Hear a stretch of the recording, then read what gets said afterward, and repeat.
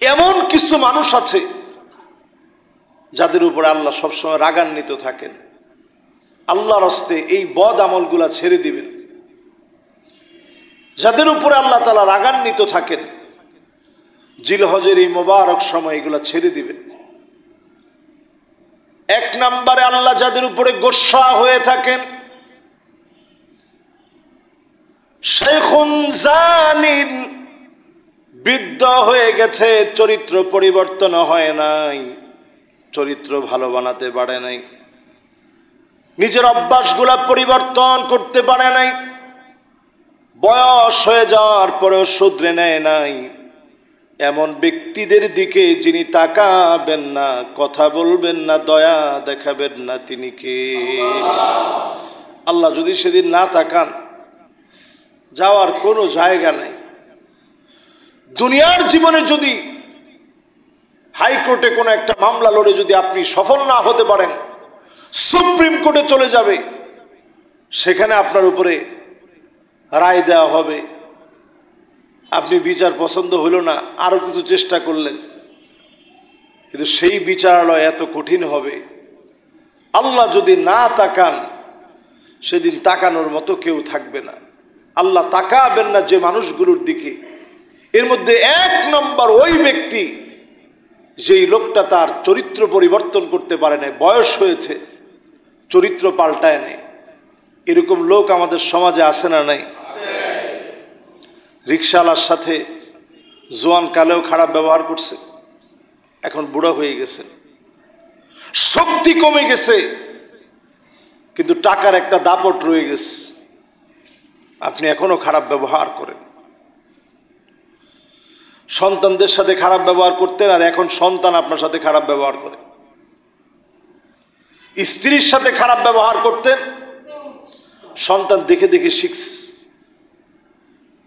এখন আপনার সাথে খারাপ ব্যবহার করে। নিজেরে পরিবর্তন করতে পারেন নাই। এইরকম ব্যক্তির দিকে আল্লাহ তাআলা তাকাবেন না কিয়ামতের দিন, দয়াও দেখাবেন না, মায়াও দেখাবেন না। দুই নম্বরে আল্লাহ রাব্বুল আলামিন তাকাবেন না মালিকুন কাযযাব, মিথ্যাবাদী শাসক। যে শাসক মিথ্যা বলে, মিথ্যার উপরে প্রতিষ্ঠিত, এমন শাসকের উপরে আল্লাহ রাব্বুল আলামিন তাকাবেন না, কথা বলবেন না, মায়াও দেখাবেন না, দয়াও দেখাবেন না। তিন নম্বরে আল্লাহ রাব্বুল আলামিন কথা বলবেন না, মায়া দেখাবেন না, দয়া দেখাবেন না ওই ব্যক্তিটার উপরে আইলুন মুস্তাকবির, দরিদ্র হওয়ার পরেও গাল গপ্প আর অহংকার কমে নাই। এরকম দরিদ্র এখন সমাজে আছে না নাই? বেশি পাওয়া যায় চায়ের দোকানে। কোথায়? চায়ের দোকানে গেলেই দেখবেন এরকম গাল গপ্প বলার অনেক লোক থাকে। 100টা কথা ওই জায়গায় হইলে 99টা কথা মিথ্যা কথা হয়। তো এইরকম মিথ্যার আসরে গিয়ে আপনি বসলেন, মিথ্যা কথাগুলা নিজে শুনলেন, কানগুলা ভারী করলেন।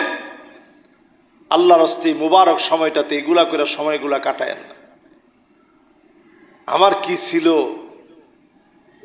আমার বাবার কি ছিল, দাদার কি ছিল, এগুলা বলার মধ্যে কোনো কর্তৃত্ব নেই, কোনো কৃতিত্ব নাই এগুলা বলার মধ্যে। এজন্য যে দরিদ্র আল্লাহর কাছে প্রিয় হবে, সে এমন দরিদ্র হবে, সে দরিদ্র অবস্থায় আছে তখন আল্লাহর উপরে শুকরগুজারি আদায় করবে। সুখে আছে এখন আল্লাহর উপরে শুকরগুজারি আদায় করবে। 4 নম্বরে আল্লাহ রাব্বুল আলামিন তাকাবেন না ওই ব্যক্তির দিকে, দ্য ইউথ, যেই মহিলা নিজের সৌন্দর্য অন্যকে দেখানোর জন্য সেজে গুজে বের হবে, এই মহিলার দিকে যিনি তাকাবেন না, দয়া দেখাবেন না, মায়া দেখাবেন না, তিনি কে? আমি যদি একটু কঠিন করে বলি, এই হিসাব যদি আপনি আমি করি, কয়জনের পরিবারের দিকে আল্লাহ কিয়ামতের দিন তাকাবেন একটু হিসাব করেন।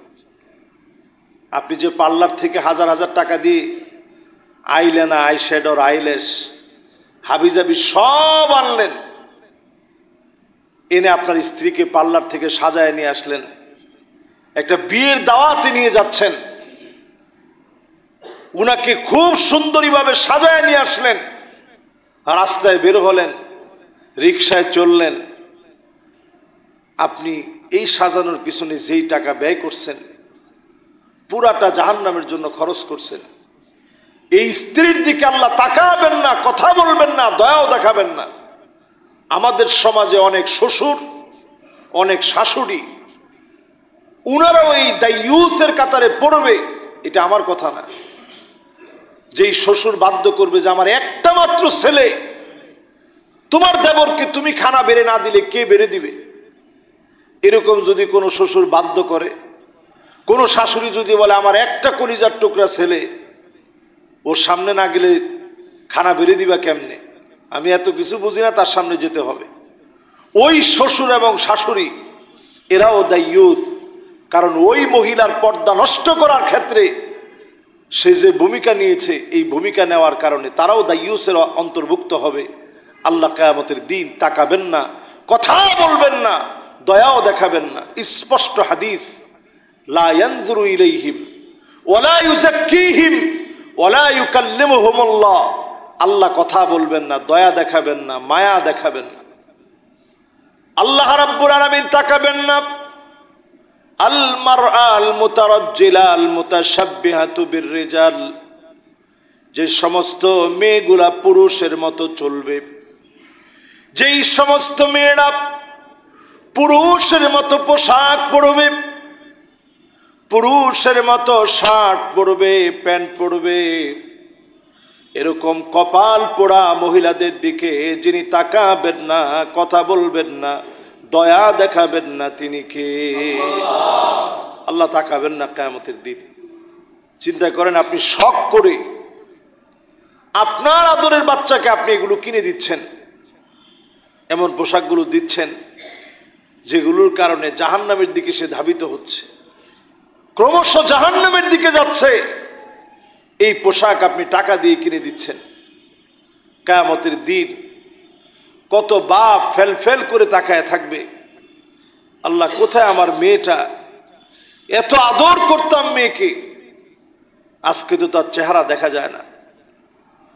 সেদিন আল্লাহ বলবেন, আলহাকনা বিহিম যুররিয়াতাহুম, আয় আল্লাহ তাআলা আপনি যদি আমার মেয়েটার একটু দেখান, আল্লাহ বলবে তার মেয়েটাকে হাজির করো, তার ছেলেটাকে হাজির করো। কত ছেলে কত মেয়ে সেদিন দেখা যাবে, তাদের গায়ের ভিতরে জাহান্নামের পোশাক পরা, শুধুমাত্র কারণ ছেলে হওয়ার পরেও মেয়েদের মতো পোশাক আপনি পরিয়েছেন, মেয়ে হওয়ার পরেও ছেলের মতো পোশাক আপনি পরিয়েছেন।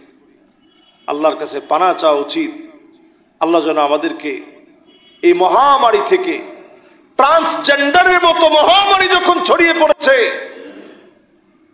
সারা ওয়ার্ল্ডে, এখন বর্তমানে LGBT এখন নামে, লেসবিয়ান, হোমোসেক্সুয়াল, যে বিষয়গুলো আমার অনেক বাচ্চা মুসল্লি থাকাতে আমি সবসময় ক্লিয়ার করে বলতে পারি না।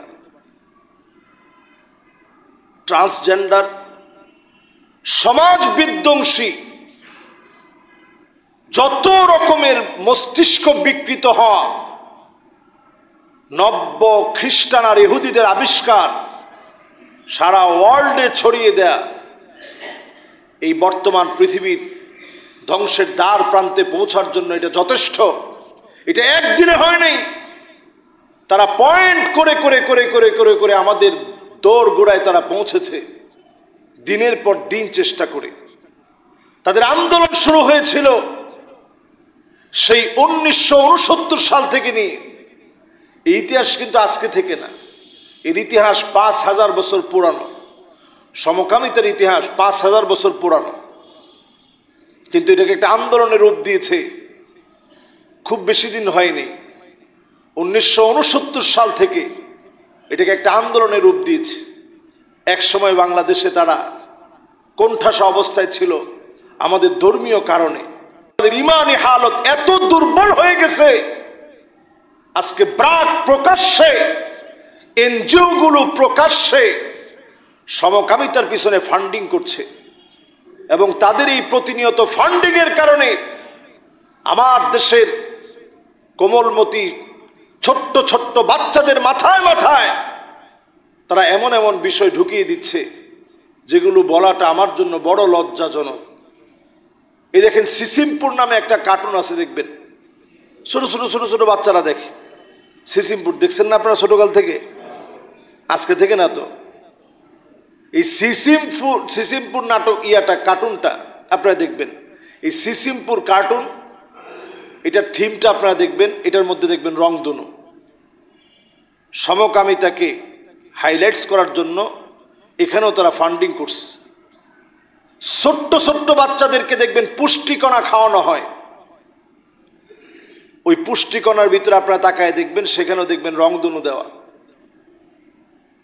তার মানে এই রংধনুকে, LGBTQ-কে প্রমোট করার জন্যে তারা ছোট্ট ছোট্ট কোমলমতি বাচ্চাদেরকে ছোটবেলা থেকে টার্গেট নিয়েছে। এমনকি দেখবেন বিভিন্ন অ্যাড, যে গুড়িটা উড়ানো হচ্ছে তার মধ্যে রংধনুর সিম্বল দেওয়া। ছোটবেলা থেকেই যেন এই বিষয়টা একেবারে সাধারণ হয়ে যায়।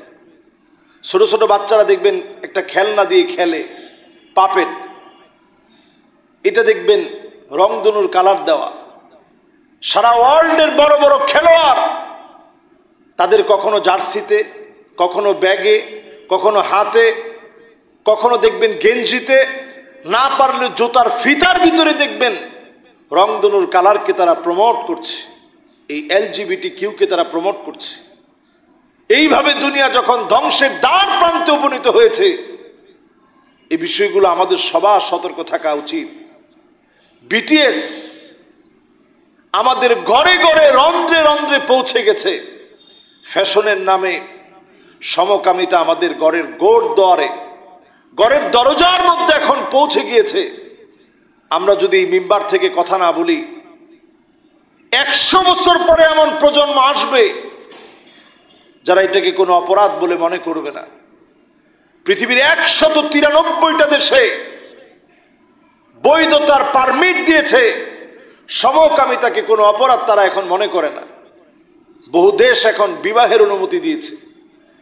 আল্লাহর গজব আমার মনে হয় সারা দুনিয়ার জন্য ধেয়ে আসতেছে, সারা দুনিয়ার জন্য ধেয়ে আসতেছে। প্রিয় ভাইয়েরা, এই সময় আমাদের দায়িত্ব, অন্তত আমরা আমাদের নিজেদের পরিবারটাকে বাঁচাই, দেশটাকে বাঁচানোর চেষ্টা করি, সাধ্য অনুযায়ী সতর্ক হই।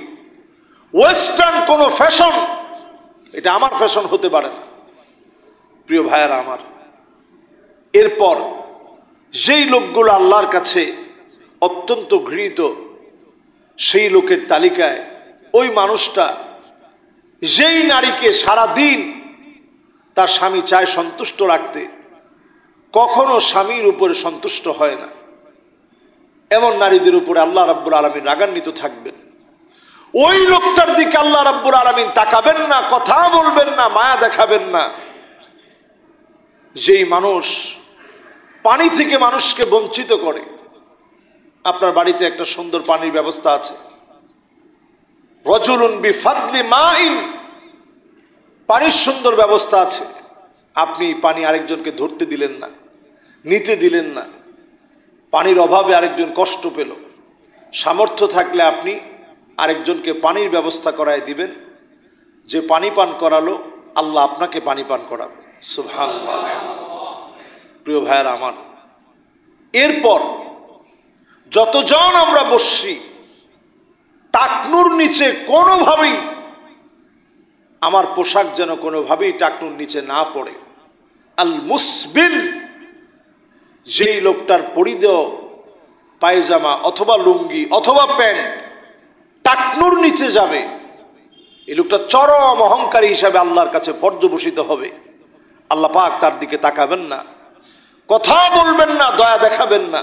আপনি চিন্তা করতে পারেন, সামান্য এই ফ্যাশন আপনাকে আল্লাহ থেকে কত দূরে নিয়ে যাচ্ছে প্রতিনিয়ত। একটুখানি ফ্যাশন আপনার কাছে মনে হচ্ছে কি সুন্দর লাগে আপনাকে। আপনার কাছে যদি ফ্যাশনে বাধাই আসে, আপনি মোজা পরেন, এখন পাতলা মোজা পাওয়া যায়, কালার ম্যাচ করে নেন, অসুবিধা নাই তো। আপনি কালার ম্যাচ করে প্যান্টের যেই কালার প্রয়োজনে সেম কালারের একটা মোজা পরেন, তো মানুষ তো বুঝতে পারলো না যে আপনার ফ্যাশনে কি ঘাটতি হয়েছে। একই রকম দেখা গেল, সেম সেম, কিন্তু আপনি আল্লাহর অর্ডারটাকে ফলো করলেন। কোনোভাবেই যেন প্যান্ট টাকনুর নিচে না যায়, এটা মারাত্মক অন্যায়। এরপরে যারা আমরা কসম করে করে কথা বলি, খবরদার, আল্লাহর নামে কসম করে মিথ্যা বলা যাবে না। যারা এই কাজ করবে আল্লাহ তাকাবে না কিয়ামতের দিন, কথা বলবেন না, দয়া দেখাবেন না। যতজন আমরা কাউকে কিছু দিয়েছি, খোটা দেওয়ার চেষ্টা করব না। আপনি দিতে পারেন না, চুপ থাকেন। দেওয়ার পরে আপনি খোটা দেওয়ার জন্য প্রস্তুত থাকবেন না। যখনই আপনি দিয়েই খোটা দিলেন, কোনো লাভ হয়নি, গুনাহ লাজেম হয়ে গেছে। আমরা অনেক সময় ধৈর্য ধরতে না পেরে খোটা দিয়ে ফেলি। খোটা মানুষের আমল ধ্বংস করে, ব্যক্তিকে গুনাহগার বানিয়ে ফেলে। এই জন্য আমরা কেউ আল মান্নান বিমা আতা, কোনো কিছু দিয়েই খোটা দিব না। এই কাজগুলো আমরা সবাই ইনশাল্লাহ বাদ দিব, সুন্নাহ মেনে চলার চেষ্টা করব।